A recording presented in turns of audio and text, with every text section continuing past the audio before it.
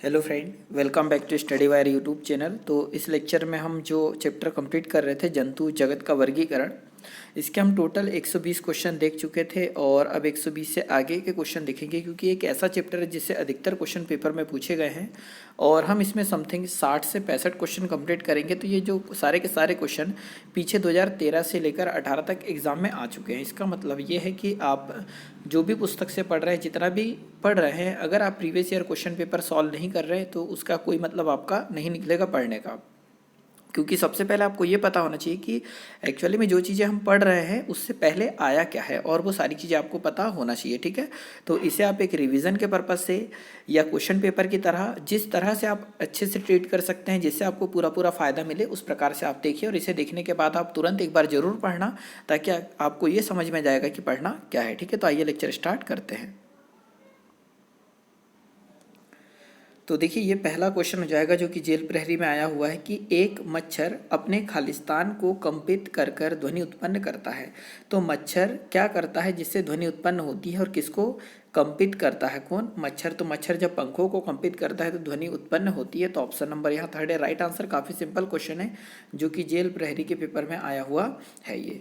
अगला क्वेश्चन यहाँ पर हो जाएगा 122वें नंबर का कि आपकी पहचान उसकी पहचान कीजिए जो कि पशुधन का भाग नहीं है। ठीक है, ये जो चार ऑप्शन आपको दिख रहे हैं, बतख, मवेशी, ठीक है, मोर और मुर्गा, इसमें से ऐसा कौन है जो कि पशुधन का भाग नहीं है, जिसको हम पशुधन के अंतर्गत नहीं लाते हैं? तो जो मोर है उसे पशुधन के अंतर्गत नहीं लाते हैं। ठीक है, बाकी बतख, मवेशी और मुर्गा इनको पाला जाता है, जबकि मोर को पाला नहीं जाता। ठीक है, तो ऑप्शन नंबर सेकेंड यहाँ पर हो जाएगा राइट आंसर।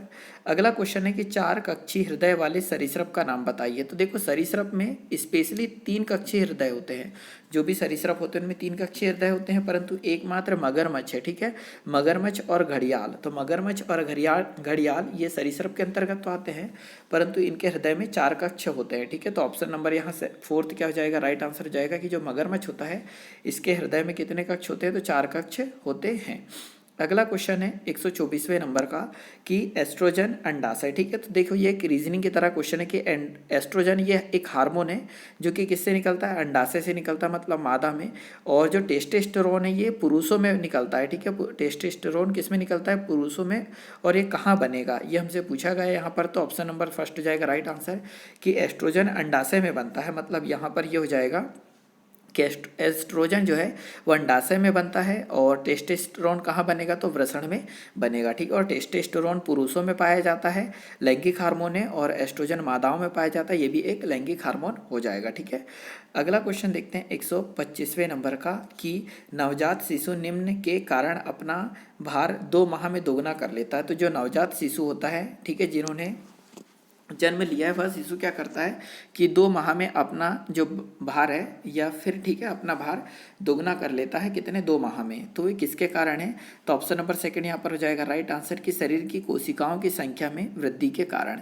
तो जब शिशु छोटा होता है तो उसकी कोशिकाओं में बहुत तीव्र गति से वृद्धि होती है, जिसके कारण वो भार दुगुना कर लेता है। तो ऑप्शन नंबर सेकंड यहाँ पर हो जाएगा राइट आंसर।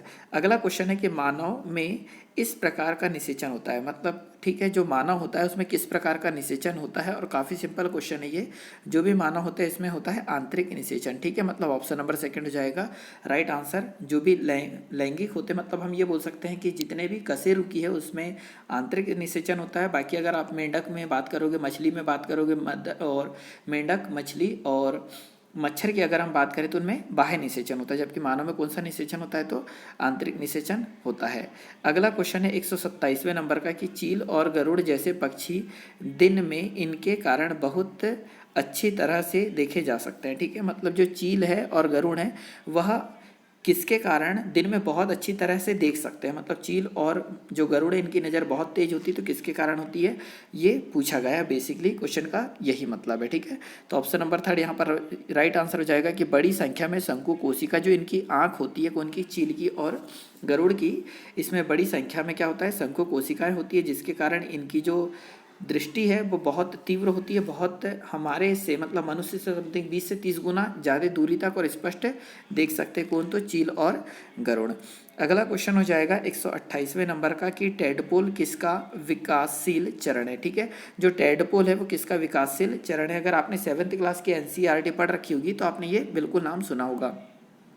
तो मेंढक का जो बच्चा होता है ना, इसको बोलते हैं क्या, टेडपोल। तो मेंढक का बच्चे को बोलते हैं टेडपोल। तो उसने क्वेश्चन पूछा है कि टेडपोल किसका विकासशील चरण है, मतलब टेडपोल पूरी तरह से भी मेंढक नहीं बना, विकासशील चरण है, मतलब टेडपोल अब बनने क्या वाला है, मेंढक बनने वाला है। तो टेडपोल का विकासशील चरण क्या होता है, मेंढक। और हम ये बोल सकते हैं कि टेडपोल बच्चा होता है, मेंढक जब बच्चे के रूप में होता है उसे क्या कहा जाता है, टेडपोल कहा जाता है। अगला क्वेश्चन हो जाएगा कि सदिश है, ठीक है। सदिश का यहाँ मतलब हो जाएगा बायो में वेक्टर, ठीक है। क्या होता है, वेक्टर होता है, समझना। सदिश क्या होता है, एक वेक्टर होता है। वेक्टर मतलब क्या होता है कि एक रोग को एक व्यक्ति से दूसरे व्यक्ति तक ले जाने की क्रिया को हम ये बोल सकते हैं। तो ऑप्शन नंबर पहला है राइट आंसर कि संक्रमित अभिकर्ता है। संक्रमित अभिकर्ता मतलब संक्रमण को एक स्थान से दूसरे स्थान तक ले जाने वाले जीवों को बोला जाता है क्या, वेक्टर या सदिश। तो ऑप्शन नंबर पहला यहाँ पर राइट आंसर है कि पशु जो संक्रमित अभिकर्ता को अस्वस्थ व्यक्ति से स्वस्थ व्यक्ति तक ले जाते हैं, मतलब ऐसे अस्वस्थ व्यक्ति से, जो व्यक्ति बीमार है उससे स्वस्थ व्यक्ति तक ले जाते हैं, कौन, ऐसे संक्रमित पशु, मतलब हो जाएगा जीवाणु, कीटाणु, बैक्टीरिया, उनकी बात हो रही है, ठीक है। तो ऑप्शन नंबर पहला हो जाएगा राइट आंसर। इसको सदिश या फिर वेक्टर बोलेंगे, जो कि रोगवाहक होते हैं। अगला क्वेश्चन 30 नंबर का हो जाएगा यहाँ पर कि जलीय जंतु पानी में निषेचन करते इसे कहते हैं। तो देखो अभी हमने बोला कि जो भी जलीय जंतु होते हैं जैसे मेंढक, मछली या मच्छर, इनमें कौन सा निषेचन होता है, तो बाह्य निषेचन होता है, ठीक है। मतलब ऑप्शन नंबर थर्ड यहाँ पर हो जाएगा राइट आंसर, बाह्य निषेचन के साथ अंडप्रजक, ठीक है। बाह्य निषेचन के साथ अंडप्रजक इसका आंसर होगा। अगला क्वेश्चन है 131वें नंबर का कि एक पशु जो संक्रमित व्यक्ति से दूसरे संभावित वाहक में रोग संचारित करता है उसे खालिस्तान कहा जाता है, ठीक है। मतलब एक पशु जो संक्रमित व्यक्ति से दूसरे संभावित वाहक को रोग संचारित करता है, तो अभी हमने पढ़ा क्या होता है, वेक्टर होता है, और वेक्टर को क्या कहा जाता है, सदिश भी कहा जाता है। अगला क्वेश्चन है 131वें नंबर का कि महिला में जननी उम्र शुरू होती है, ठीक है। जो महिला होती है उसमें जननी उम्र शुरू होती है जब उसकी क्या होती है, ठीक है। तो यौवन शुरू होता है तब क्या होती है, जननी शुरू होती है, मतलब वो जनन कर सकती है, ठीक है। तो 131वें का यहाँ पर ऑप्शन नंबर थर्ड हो जाएगा क्या, राइट आंसर। अगला क्वेश्चन हो जाएगा 132वें नंबर का कि प्रकार जो कि एस्ट्रोजन से प्रभावित नहीं होता। तो देखो एस्ट्रोजन स्पेशली पाया किस में जाता है, महिलाओं में पाया जाता है। तो जो इसने बोला एस्ट्रोजन से प्रभावित नहीं होता, तो ऑप्शन नंबर सेकंड यहाँ पर हो जाएगा राइट आंसर, शुक्राणु। शुक्राणु पुरुषों में पाया जाता है, जबकि मानसिक चक्र महिलाओं में होता है, स्तनों का विकास महिलाओं में होता है, और अंडाशय के अंडाणुओं का निर्मोचन भी महिलाओं में होता है। मतलब पहला देखो यहाँ अगर बात करें तो ये एस्ट्रोजन से क्या क्या होता है, एस्ट्रोजन एक हार्मोन है जो कि महिलाओं में कुछ चीज़ों में वृद्धि करता है, जैसे मासिक चक्र का में वृद्धि करता है या नियंत्रित करता है, स्तनों का विकास करता है, और अंडाशयों से अंडों का निर्मोचन करता है। तो ये तीनों चीज़ों करता है, क्या नहीं करता है, तो शुक्राणु का निर्माण नहीं करता है, क्योंकि शुक्राणु का निर्माण पुरुषों के वृषण में होता है। तो ऑप्शन नंबर सेकंड यहाँ पर हो जाएगा राइट आंसर। अगला है आर्थ्रोपोडा का अर्थ है, ठीक है। आर्थ्रोपोडा का अर्थ क्या है, ये हमसे पूछा गया है, ठीक है। तो इसका ऑप्शन नंबर सेकंड हो जाएगा राइट आंसर, संबंधित पैर। तो आर्थ्रोपोडा स्पेशली पैरों से संबंधित होता है। जितने भी जीव जंतु पाए जाते हैं, जैसे हम इसकी बात करें केकड़े की, खटमल की, तिलचट्टे की, मछली की, झींगा, ठीक है, झींगा मछली, ये सब के सब आर्थ्रोपोडा के अंतर्गत आते हैं, और इनके जो पैर होते हैं वो जोड़े में पाए जाते हैं, ठीक है। तो आर्थ्रोपोडा के जो पैर है वो जोड़े में पाए जाते हैं। तो आर्थ्रोपोडा का अर्थ है तो क्या, संबंधित पैर। संबंधित पैर मीन्स हो जाएगा जोड़े वाले पैर। अगला क्वेश्चन है 134वें नंबर का कि वह हार्मोन जो पुरुषों में गौण लैंगिक लक्षण के विकास को नियंत्रित करता है, ठीक है। वह हार्मोन जो पुरुषों में गौण लैंगिक लक्षण के विकास को नियंत्रित करता है। तो ये बहुत अच्छा क्वेश्चन है, ऑप्शन नंबर पहला हो जाएगा राइट आंसर, टेस्टोस्टेरोन। तो टेस्टोस्टेरोन पुरुषों में पाया जाता है, जो कि पुरुषों के लैंगिक लक्षण को विकसित करता है। और वहीं पर अगर आप बात करोगे महिलाओं में क्या होता है, तो एस्ट्रोजन होता है ना। अगला क्वेश्चन हो जाएगा यहाँ पर 135वें नंबर का किशोर अवस्था के दौरान होने वाले परिवर्तन में से कौन सा एक लड़कों से संबंधित नहीं है, ठीक है। मतलब किशोर अवस्था में जो परिवर्तन होते हैं ना लड़कों में से, ऐसा कौन सा परिवर्तन है जो लड़कों में नहीं होता है, ठीक है। तो यहाँ पर ऑप्शन नंबर पहला हो जाएगा राइट आंसर कि अमेश स्वर, ठीक है। अमेश स्वर मतलब स्वर में परिवर्तन। तो लड़कों में स्वर में परिवर्तन नहीं होता, ऊंचाई में स्पेशली परिवर्तन होता है, मूछे आना शुरू हो जाता है, कंधे चौड़े हो जाते, पर किशोर अवस्था में अनिमेष स्वर मतलब स्वर में परिवर्तन नहीं होता है। अगला यहाँ क्वेश्चन हो जाएगा 136वें नंबर का, किस फाइलम के ऊतक शरीर धारक रोम रहित पशु होते हैं, ठीक है। मतलब किस फाइलम, ये 9th क्लास का क्वेश्चन है, 9th क्लास की NCERT का। कि किस फाइलम के ऊतक शरीर धारक रोम रहित पशु होते हैं। ठीक है, तो रोम रहित पशु कौन से होते हैं ये हमसे पूछा गया है। तो ये पोरीफेरा संघ के जो जंतु है, ठीक है, वो क्या होते हैं, तो शरीर धारक रोम रहित पशु होते हैं। तो ऑप्शन नंबर सेकंड यहाँ पर हो जाएगा राइट आंसर। ठीक है, और पोरीफेरा के अगर कभी आपसे एग्जाम्पल पूछ ले ना, तो इसके हो जाएंगे साइकन, स्पंजिला और यूलोथ्रिक्स। ठीक है, साइकन, स्पंजिला और यूलोथ्रिक्स। अगला क्वेश्चन हो जाएगा यहाँ पर पशु जगत का सबसे बड़ा फाइलम है। ठीक है, जो पशु जगत होता है उसका सबसे बड़ा फाइलम कौन सा ये पूछा गया है। तो जो आर्थ्रोपोडा संघ है ना, जो जिनके पैर जोड़ों में पाए जाते हैं, यह पृथ्वी पर पाया जाने वाला सबसे बड़ा जगत है। ठीक है, तो ऑप्शन नंबर सेकंड हो जाएगा यहाँ पर राइट आंसर कि पशु जगत का सबसे बड़ा फाइलम हो जाएगा आर्थ्रोपोडा। अगला क्वेश्चन है 138वें नंबर का कि निम्न वर्णित क्लोम के बारे में एक विशेषता गलत है, उसकी पहचान करो। ठीक है, मतलब देखो जो क्लोन था, सबसे पहला जो क्लोन बनाया गया था उसके बारे में क्या गलत है वो हमसे पूछा गया है। ठीक है, और ये 8th क्लास की एनसीईआरटी के अंदर आपको मिलेगा। और देखो एमपी पुलिस में आया वाला क्वेश्चन है 2017 में। तो ठीक है, पहला क्वेश्चन यहाँ क्या बोला है, पहचान करिए कौन से की गलत की पहचान करना है। तो पहला क्लोन भेड़ डॉली का था, ये बिल्कुल सही है, 1994 में बनाया गया था, तो डॉली का था, ये सही है। थर्ड यहाँ पर अगर बात करें तो विल्मुट में वयस्क भेड़ से पहले क्लोन को विकसित किया था, ये भी बिल्कुल सही है। विल्मुट ने मतलब ये वैज्ञानिक का नाम है। ठीक है, विल्मुट ने वयस्क भेड़ के पहले क्लोन को विकसित किया था, ये भी बिल्कुल यहाँ पर सही हो जाएगा। और फोर्थ नंबर है कि डॉली उस वयस्क भेड़ का सटीक प्रतीक था, मतलब डॉली उसका नाम था, भेड़ का सटीक प्रतीक था जहाँ से नाभिक लिया गया था। तो ये तो पहला, तीसरा और चौथा सही है, परंतु यहाँ पर उसने गलत छांटने को बोला, तो इसमें से गलत हो जाएगा सेकंड की क्लोन भेड़ डॉली अपने माता पिता के समान नहीं थी, तो ये गलत है, अपने माता पिता के जैसी ही थी कौन, डॉली। अगला क्वेश्चन है 139वें नंबर का कि मादा मच्छर को रक्त के रूप में उच्च पोषण युक्त भोजन की आवश्यकता क्यों होती है। ठीक है, तो जो मादा मच्छर होता है, मतलब आपने देखा होगा आपको जब मच्छर काटते हैं तो स्पेशली आपको हमेशा और हमेशा मादा मच्छर ही काटते हैं, पुरुष मच्छर कभी भी नहीं काटते हैं। मादा मच्छर के काटने का क्या कारण होता है, तो जब मादा मच्छर प्रेग्नेंट होती है तो उसको ब्लड की जरूरत पड़ती है, बहुत ज़्यादा ब्लड की जरूरत पड़ती है, इसलिए वो हमें काट देती है। ठीक है, मतलब यहाँ पर ऑप्शन नंबर थर्ड यहाँ पर हो जाएगा राइट आंसर कि परिपक्व अंडा देने के योग्य बनने के लिए।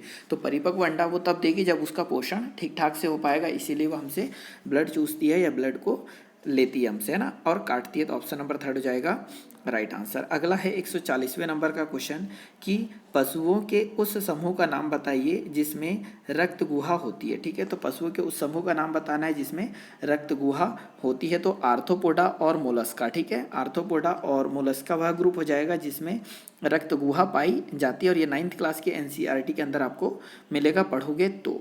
अगला है 141वें नंबर का क्वेश्चन कि निम्न जीवों में से किस एक में बाह्य निषेचन होता है। तो काफ़ी सिंपल क्वेश्चन है कि बाह्य निषेचन किस में होता है, मेंढक में होता है, मैं बता चुका हूँ, मेंढक में, मछलियों में, मच्छरों में, इनमें सब में क्या होता है, बाह्य निषेचन पाया जाता है, और स्पेशली जलीय जीव में बोला जाता है इनको। अगला क्वेश्चन 142वें नंबर का हो जाएगा कि कृषि पशुओं का वैज्ञानिक प्रबंधन। ठीक है, कृषि पशुओं का वैज्ञानिक प्रबंधन क्या कहलाता है। तो जो कृषि पशु होते हैं उनका वैज्ञानिक प्रबंधन किस नाम से जाना जाता है, तो पशुपालन। जो भी कृषि के यूज़ में हम गाय पालते हैं, बैल पालते हैं, बकरी, भेड़ वगैरह जो भी पालते हैं उसे क्या कहते हैं, पशुपालन के अंतर्गत आता है। तो ऑप्शन नंबर फोर्थ हो जाएगा राइट आंसर। ये एमपी पुलिस 2017 में आया हुआ क्वेश्चन है, और काफ़ी सिंपल क्वेश्चन के अंतर्गत आएगा। अगला 143वें नंबर का क्वेश्चन है कि आंतरिक निषेचन के दौरान निषेचन की प्रक्रिया होती है। तो आंतरिक निषेचन में निषेचन की प्रक्रिया किस में होती है, तो मादा के शरीर में होती है। ऑप्शन नंबर सेकंड हो जाएगा राइट आंसर कि आंतरिक निषेचन में निषेचन की प्रक्रिया किस में होती, तो मादा के शरीर के अंदर होती है। अगला क्वेश्चन हो जाएगा 144वें नंबर का कि निम्न में से कौन सा मिलान गलत है। ठीक है, इनमें से कौन सा मिलान गलत है ये हमसे पूछा गया है। ठीक है, तो ऑप्शन नंबर सेकंड यहाँ पर हो जाएगा राइट आंसर कि अंग के बीच का स्थान भरा होता है। तो जो देखोगे आप अपनी बॉडी पकड़िए, ठीक है, या फिर आप कहीं भी मांस को पकड़िए, तो जो हमारा मांस होता है वो बना होता है एरियोलर ऊतक का। ठीक है, अंग के बीच का स्थान जो होता है वो एरियोलर ऊतक का बना होता है। जबकि जो उपास्थि यहाँ लिखा हुआ है ना, उपास्थि की हमारी नाक बनी होती है, हमारे कान बने होते हैं जो मुड़ जाती है, आप चाहे तो कान को छीके देख लो, वो मुड़ रहे हैं, वो उपास्थि के बने होते हैं। तो यहाँ पर गलत पूछा था, तो अंगों के बीच का स्थान भरा होता है, तो किसके द्वारा भरा होता है, ये अगर आपसे पूछ लिया जाए तो एरियोलर ऊतक के द्वारा भरा होता है, जबकि जो उपास्थि है उससे कान, नाक ये बने होते हैं। बाकी जो इसमें जो 3 ऑप्शन दिए ना बिल्कुल सही है कि सल की तरफ तो उपकला त्वचा जो त्वचा होती है वो सल की तरफ तो उपकला की बनी होती है। तरल संयोजी ऊतक क्या होता है? रक्त होता है, ये भी सही है। और वसी संयोजक ऊतक है एक अर्ध स्तरीय परत होती है, ये भी बिल्कुल सही है। तो ऑप्शन नंबर सेकंड यहाँ राइट आंसर है। ठीक है, अगला क्वेश्चन होगा 145वें नंबर का कि एक क्षेत्र में घोड़े के समूह के लिए एकल जैविक पद्धति बताइए। ठीक है, मतलब एक क्षेत्र में घोड़ों के समूह के लिए एकल जैविक पद्धति बताइए। अगर एक क्षेत्र है मान लो यहाँ, और यहाँ बहुत सारे घोड़े हैं, तो इन्हें हम क्या कहेंगे? ये हमसे पूछा गया है एक शब्द में, तो इन्हें क्या बोलेंगे? जनसंख्या। ठीक है, एक क्षेत्र में घोड़ों की संख्या को हम क्या बोलेंगे? तो जनसंख्या बोलेंगे। अगला क्वेश्चन 146वें नंबर का कि अवतरण, ठीक है, अवतरण के जीव वैज्ञानिक नियंत्रण में ओपसिया अपकृत के नियंत्रण हेतु प्रयुक्त होने वाले कीट का नाम बताइए। ठीक है, थोड़ा सा काफ़ी डिफिकल्ट लैंग्वेज लिखी है, हम ये बोल सकते हैं। इसका ऑप्शन नंबर सेकंड है राइट आंसर, कांच की नली। ठीक है, अगला क्वेश्चन हो जाएगा यहाँ पर 147वें नंबर का कि खालिस्तान एक ग्रह कुक्कुट संबंधित पालन पक्षी नस्ल है जो विशिष्ट रूप से मांस उत्पादन करने के लिए पाई जाती है। तो देखो काफ़ी सिंपल है, एक कौन सी ऐसी विशिष्ट नस्ल है जहाँ पर जिसे मांस उत्पादित किया जाता है? तो बायलर है। ठीक है, बायलर, जिसे कुक्कुट पालन मीन्स हो जाएगा मुर्गी पालन की बात हो रही है, तो जो बायलर है वो एक मुर्गी की नस्ल है। तो ऑप्शन नंबर पहला यहाँ पर हो जाएगा राइट आंसर।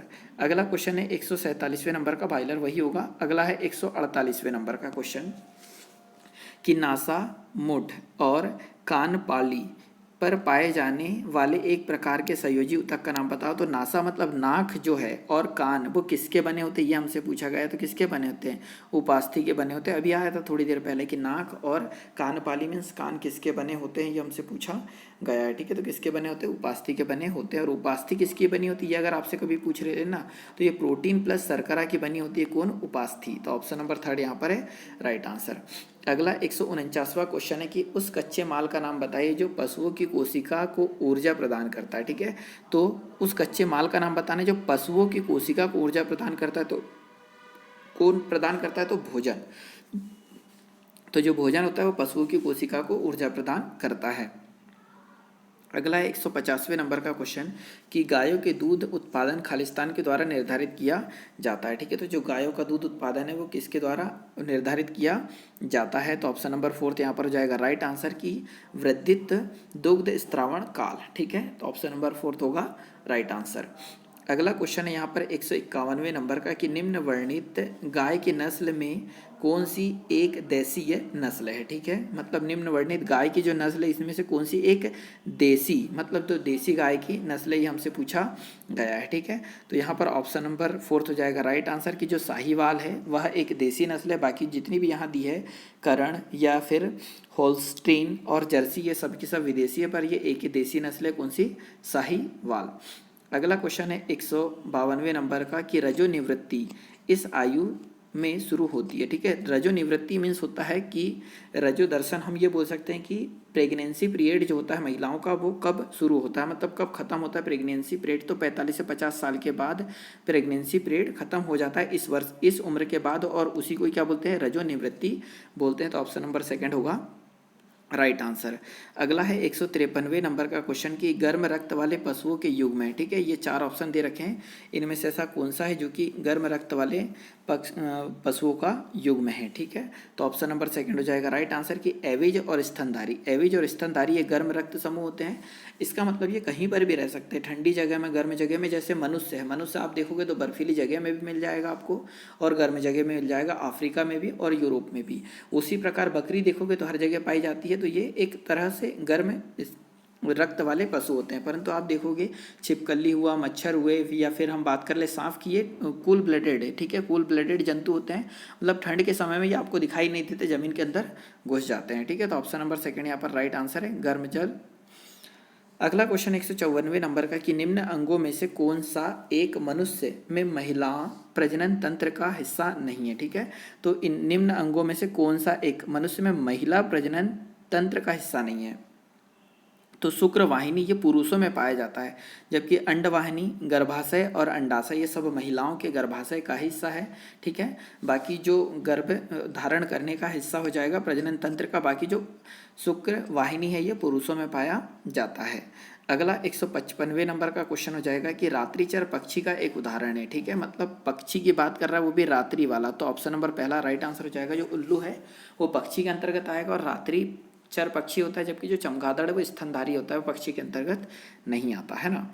अगला क्वेश्चन हो जाएगा 156वें नंबर का कि बड़े कुक्कुट फार्म, मतलब मुर्गी फार्म की बात कर रहा है, बड़े कुक्कुट फार्म का निर्माण क्यों किया जाता है? क्यों किया जाता है? तो देखो, सिर्फ कुक्कुट पालन के विकास के लिए निम्न रख रखाव की आवश्यकता होती है, बिल्कुल ये भी सही है। सेकंड देखोगे तो बड़ी संख्या में अंडे देने के लिए बहुत अच्छे स्फुटनशाला का विकास होता है, ये भी बिल्कुल सही है। थर्ड देखोगे तो सिर्फ मुर्गे मांस के लिए अधिक संख्या में बॉयलर को पालने हैं, तो ये भी सही है। तो उपरोक्त सभी इसका राइट आंसर होगा। मतलब जो मुर्गी पालन क्यों करते हैं तो वो ये तीनों के तीनों कारण यहाँ सत्य है, इसीलिए option number fourth right answer होगा। अगला 157वें नंबर का क्वेश्चन है कि मनुष्यों में प्रजनन प्रकार्य इसके द्वारा प्रारंभ किए जाते हैं। ठीक है, तो मनुष्यों में प्रजनन प्रकार्य इसके द्वारा प्रारंभ किए जाते हैं, किसके द्वारा? तो हार्मोन के द्वारा प्रजनन प्रकार्य प्रारंभ किए जाते हैं, तो ऑप्शन नंबर पहला हो जाएगा राइट आंसर। ठीक है, तो यहाँ पर एस्ट्रोजन होता है, जो एस्ट्रोजन हार्मोन होता है महिलाओं में स्त्रावित होता है, और टेस्टोस्टेरोन जो पुरुषों में स्त्रावित होता है, जिसके कारण प्रजनन कार्य प्रारंभ हो जाता है, और ये दोनों के दोनों हार्मोन है। अगला है 158वें नंबर का क्वेश्चन कि निम्न में से कौन सा एक पुरुष हार्मोन है? ठीक है, तो पुरुष हार्मोन कौन सा है ये हमसे पूछा गया, तो टेस्टोस्टेरोन क्या है? पुरुष हार्मोन है। और जो एस्ट्रोजन है, ये वाला जो थर्ड है, ये एस्ट्रोजन महिला हार्मोन है, और टेस्टोस्टेरोन पुरुष हार्मोन है, तो हमसे पुरुष हार्मोन ही पूछा है, तो ऑप्शन नंबर फोर्थ यहाँ पर हो जाएगा राइट आंसर। अगला क्वेश्चन यहाँ पर हो जाएगा 159वें नंबर का क्वेश्चन कि विषम को चिन्हित कीजिए। ठीक है, जो विषम है उसे चिन्हित करना है। ठीक है, तो चारों ऑप्शन अगर आप देखोगे तो जो जेली फिश है यहाँ पर विषम हो जाएगा, ऑप्शन नंबर थर्ड यहाँ पर क्या हो जाएगा? राइट आंसर हो जाएगा। अब ये क्यों अलग है ये हमसे पूछा है गया है, तो ये विषम हो जाएगा, ये निडेरिया। ठीक है, नाइडेरिया संघ का हो जाएगा कौन? Jelly fish. बाकी जो अगर आप देखोगे तो समुद्री घोड़ा, फ्लाइंग मछली और रोहू ये मृत्स्य समूह से संबंधित, बल्कि जो जेली फिश है ना ये हो जाएगा निडेरिया संघ का सदस्य है। ठीक है, 9th क्लास की एनसीईआरटी पढ़ोगे तो आपको ये बिल्कुल मिलेगा पशु जगत का वर्गीकरण चैप्टर में। अगला क्वेश्चन है 160 नंबर का क्वेश्चन कि निम्न में से किस पशु को एविज वर्ग के अंतर्गत समूहित नहीं किया गया है? ठीक है, तो इनमें से ऐसा कौन सा है जो कि एविज वर्ग के अंतर्गत समूहित नहीं है? ठीक है, तो आप चारों के चारों ऑप्शन अगर देखोगे तो ऑप्शन नंबर सेकंड हो जाएगा राइट आंसर कि जो चमगादड़ है, जो चमगादड़ होता है ये कशेरुकी के अंतर्गत आता है। ठीक है, कशेरुकी के अंतर्गत आता है। बाकी जो एविज वर्ग है उसके अंतर्गत कबूतर, गौरैया और काक आते हैं, और एविज वर्ग मतलब पक्षी वर्ग की बात कर रहा है। अगला क्वेश्चन 161वें नंबर का है कि ग्राम्य पक्षियाँ, ठीक है, कंट्री बर्ड का पालन पोषण एवं प्रजनन खालिस्तान कहलाता है। ठीक है, तो ग्राम्य पक्षियाँ या कंट्री बर्ड का पालन पोषण और प्रजनन क्या कहलाता है ये हमसे पूछा गया है, तो ऑप्शन नंबर थर्ड यहाँ पर हो जाएगा राइट आंसर, मुर्गी पालन कहलाता है। अगला क्वेश्चन यहाँ पर हो जाएगा 162वें नंबर का क्वेश्चन कि निम्नलिखित विकल्पों में से विषम का चयन करना है। ये चार ऑप्शन आपको दिख रहे होंगे, इनमें से विषम का चयन करना है, तो ऑप्शन नंबर फोर्थ यहाँ पर हो जाएगा राइट आंसर कि सफ़ेद रोए।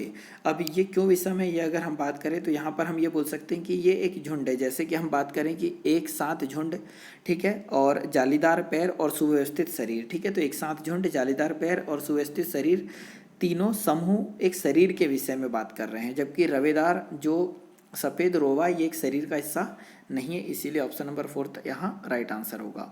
अगला 163वें नंबर का क्वेश्चन कि निम्न में से कौन ताला समुदाय का सदस्य नहीं है? ठीक है, तो ताला मीन्स हो जाएगा यहाँ पर तालाब की बात कर रहा है। ठीक है, तो मछलियाँ, मेंढक और जीवाणु तो मिल जाएंगे, पर कौवा वहाँ पर नहीं मिलेगा क्योंकि पक्षी वर्ग के अंतर्गत आएगा, इसीलिए ऑप्शन नंबर फोर्थ यहाँ पर हो जाएगा राइट आंसर।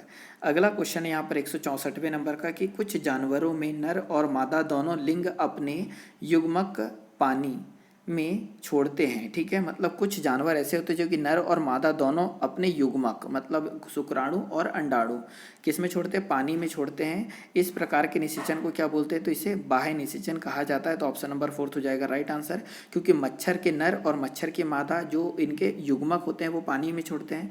उसी प्रकार मेंढक के नर और मेंढक की मादा जो उनके युग्मक है मतलब अंडाणु और शुक्राणु पानी में छोड़ते हैं, तो उससे निषेचन होता है। तो उससे क्या बोलते हैं, बाह्य निषेचन बोलते हैं। तो ऑप्शन नंबर 4 हो जाएगा राइट आंसर। अगला क्वेश्चन है यहाँ की चूहा 4 कक्षी हृदय, और तो मगरमच्छ में कितने कक्षी हृदय होता है, तो 4 कक्षी हृदय होते हैं किसमें, मगरमच्छ में भी। तो ऑप्शन नंबर 4 हो जाएगा, सेकंड हो जाएगा राइट आंसर।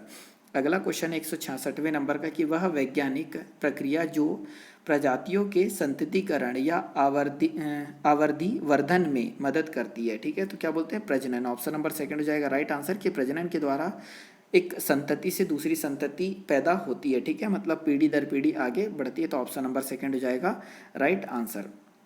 अगला 167वें नंबर का क्वेश्चन कि निम्न में से कौन एक कायांतरण नहीं है। ठीक है, तो कौन सा कायांतरण नहीं है, तो ऑप्शन नंबर पहला हो जाएगा राइट आंसर, कि जो मानव है जैसा पैदा होता है उसी प्रकार धीरे धीरे बड़ा होता जाता है। जबकि मेंढक अगर देखोगे तो पहले टेडपोल होता है फिर मेंढक बनता है, उससे पहले लार्वा था वो।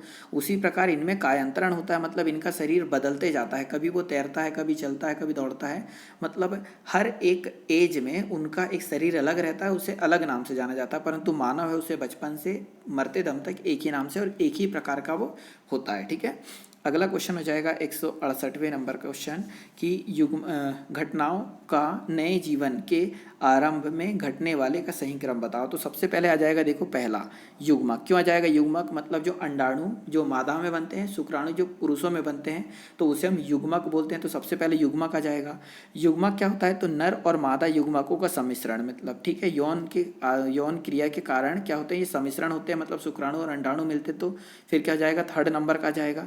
थर्ड के बाद जायगोट का निर्माण, मतलब जब बच्चा बनता है तो पहले जायगोट बनता है मादा के शरीर में, तो फिर क्या हो जाएगा, सेकंड नंबर का। ठीक है, सेकंड हो जाएगा, मतलब फर्स्ट थर्ड और सेकंड, और फिर तो जाएगा फोर्थ। तो फर्स्ट थर्ड और सेकंड फिर फोर्थ हो जाएगा, मतलब ऑप्शन नंबर सेकंड यहाँ पर हो जाएगा राइट आंसर। कि सबसे पहले होता क्या है, तो युग्मक का निर्माण होता है, फिर उसके बाद नर मादा का युग्मकों का सम्मिश्रण होता है, और फिर जायगोट का निर्माण होता है, फिर गर्भाशय की भित्ति में भ्रूण का अंतः स्थानांतरण होता है। अगला क्वेश्चन 169 हो जाएगा कि सेलुलोज को पचाने के लिए दीमक की आंत में खालिस्तान होता है। ठीक है, तो जो सेलुलोज है उसे पचाने के लिए दीमक की आंत में क्या होता है, ये हमसे पूछा गया। तो दीमक की आंत में क्या होता है, जीवाणु होते हैं। तो ऑप्शन नंबर फर्स्ट यहाँ पर क्या हो जाएगा, राइट आंसर हो जाएगा। अगला क्वेश्चन यहाँ पर है 170वें नंबर का क्वेश्चन कि पुरुषों महिलाओं और बच्चों की आवाज में अंतर निम्न में से किसकी जिम्मेदारी है, किसके कारण उनकी आवाज़ों में अंतर होता है, तो घोष तंत्री। ठीक है, घोष तंत्री जो होती है, मतलब हमारा जो गला होता है ना, ठीक है, उसमें अंतर के कारण हम तीनों की मतलब पुरुषों महिला और बच्चों की आवाज़ में अंतर होता है। तो ऑप्शन नंबर पहला हो जाएगा राइट आंसर। अगला है 171वें नंबर का क्वेश्चन कि एक तिलचट्टे के शरीर में वे छिद्र जिनके माध्यम से वह श्वसन के लिए अपने शरीर में वायु लेता है उन्हें कहते हैं। ठीक है, तो ये आपको 9th क्लास के एनसीईआरटी में पढ़ने को मिलेगा कि एक जो तिल चट्टा होता है ना, वो अपने शरीर में जो छोटे छोटे छिद्र होते हैं जिसके माध्यम से वो श्वसन की क्रिया करता है, उन्हें क्या बोलते हैं, तो श्वास रंध्र बोलते हैं। तो ऑप्शन नंबर फर्स्ट यहाँ पर हो जाएगा राइट आंसर। अगला क्वेश्चन हो जाएगा 172वें नंबर का क्वेश्चन कि निम्न में से उच्च उत्पादन वाली भैंस की नस्ल को क्या बोलते हैं, तो जो मुर्रा होती है उसमें उच्च दूध मतलब दूध की अधिकतम मात्रा देती है, बहुत अधिक दूध देती है, कौन, मुर्रा भैंस। तो ऑप्शन नंबर फोर्थ यहाँ पर हो जाएगा राइट आंसर। अगला क्वेश्चन है 173वें नंबर का कि निम्न में से कौन सा जीव सूक्ष्म दर्शी नहीं है। ठीक है, तो सूक्ष्मदर्शी नहीं है मतलब सूक्ष्मदर्शी से किसे नहीं देखते, तो जू है उसको हम डायरेक्ट देख सकते हैं, जबकि जीवाणु अमीबा और विषाणु को सूक्ष्मदर्शी की सहायता से ही देखा जा सकता है। ठीक है, जीवाणु अमीबा और विषाणु को सूक्ष्मदर्शी की ही सहायता से देखा जा सकता है, बल्कि जो जू को आप अपनी नंगी आंखों से देख सकते हैं। तो सूक्ष्मदर्शी ये जीव कौन सा नहीं है, तो जू है उसे हम नॉर्मल आंखों से देख सकते हैं। 174वें नंबर का क्वेश्चन है कि निम्न में से औपनिवेशिक कीट है। ठीक है, औपनिवेशिक कीट कौन सा हो जाएगा, तो चींटियां जो है औपनिवेशिक कीट के अंतर्गत आती है। तो ऑप्शन नंबर थर्ड यहाँ पर हो जाएगा राइट आंसर। अगला है 175वें नंबर का कि मानव अंडे, ठीक है, मानव अंडे का गमन अंडाशय से गर्भाशय की ओर किसके द्वारा होता है? तो फैलोपियन नली के द्वारा होता है। ठीक है, तो मानव अंडे का जो गमन अंडाशय से गर्भाशय की ओर किसके कारण होता है? तो फैलोपियन नली के द्वारा होता है। ऑप्शन नंबर पहला राइट आंसर होगा। अगला, एक मछली बताइए जो सल्क रहित होती है। तो यहाँ पर 4 ऑप्शन दे रखे हैं, इनमें से ऐसा कौन सी मछली है जो कि सल्क रहित होती है, उसमें सल्क नहीं पाए जाते? तो जो केट फिश होती है उसमें सल्क नहीं पाए जाते। तो ऑप्शन नंबर फर्स्ट यहाँ राइट आंसर होगा। अगला क्वेश्चन 177वें नंबर का कि निम्न में से किसमें वातावरण के अनुसार लिंग निर्धारण होता है? तो ये 4 ऑप्शन है, इनमें से किसमें वातावरण के अनुसार लिंग निर्धारण होता है? तो 7th क्लास की अगर आप जियोग्राफी की एनसीईआरटी पढ़ोगे, 7th क्लास के जियोग्राफी की एनसीईआरटी, तो वहाँ पर आपको मिलेगा ये पढ़ने को, तो बोनेलिया। ठीक है, तो जो बोनेलिया है वह वातावरण के अनुसार अपना लिंग बदल लेता है। ठीक है, तो ऑप्शन नंबर थर्ड यहाँ पर क्या हो जाएगा? राइट आंसर हो जाएगा। अगला क्वेश्चन 178वें नंबर का कि मुख एवं खुर बीमारी किस में होती है? तो ठीक है, मुख की बीमारी और खुर की बीमारी किस में पाई जाती है, ये हमसे पूछा गया। तो उपरोक्त सभी में, मतलब चौपाए मतलब भेड़ में, 4 पैर वाले भेड़ में, बकरी में, फिर गाय भैंस, सभी में पाई जाती है बीमारियाँ। अगला क्वेश्चन हो जाएगा 179 की सबसे बड़ा पक्षी वर्ग कौन सा है? ठीक है, तो जो सबसे बड़ा पक्षी कौन सा है ये पूछा गया। तो जो ऑस्ट्रिच है, ऑस्ट्रिच मीन्स शुतुरमुर्ग, यह सबसे बड़ा पक्षी वर्ग के अंतर्गत आता है। बल्कि ये उड़ नहीं पाता बस, है ना, पक्षी तो है पर उड़ नहीं पाया जाता है। ऑस्ट्रिच और अफ्रीका में आपको मिल जाएगा ये। अगला क्वेश्चन 180वें नंबर का है कि कौन सा स्तनपायी है जो अंडे देता है? तो ऐसा कौन सा स्तनपायी है जो अंडे देता है? तो काफ़ी सिंपल क्वेश्चन है क्योंकि ये 3 बार आ चुका है अभी तक। तो डक बिल्ड प्लेटिपस। ठीक है, तो जो प्लेटिपस होता है वह स्तनपायी तो है पर वह क्या देता है? तो अंडे देता है। अगला क्वेश्चन है 181वें नंबर का कि असमतापीय प्राणी की पहचान करना है। ठीक है, जो असमतापीय है उस प्राणी की पहचान करना है। तो हाथी, कुत्ता और मानव, इनका समान ताप रहता है, परंतु सांप वह असमतापी के अंतर्गत आएगा, इसका तापमान समान नहीं होता, कोल्ड ब्लडेड जीव के अंतर्गत आता है। अगला 182वें नंबर का क्वेश्चन है कि निम्न में से कौन से एक कोशिकीय जीव होते हैं जिनमें झिल्ली युक्त केंद्रक नहीं पाया जाता?